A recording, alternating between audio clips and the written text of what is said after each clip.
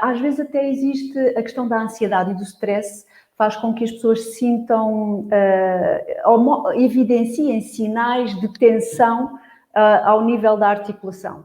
E, por exemplo, as pessoas que têm desgaste dentário, não é? Podem comunicar o dentista pode identificar esse desgaste dentário e a pessoa pode ser encaminhada para estratégias de redução do stress e da ansiedade, para além da proteção dos dentes, para não desgastar demasiado, não é? E também para não haver a tal força exercida, não é? Tal excesso de tensão muscular. Mas esse também é outro dos aspectos que a tensão e a ansiedade, o stress, podem ser também causas. Mais coisas, Vasco. É?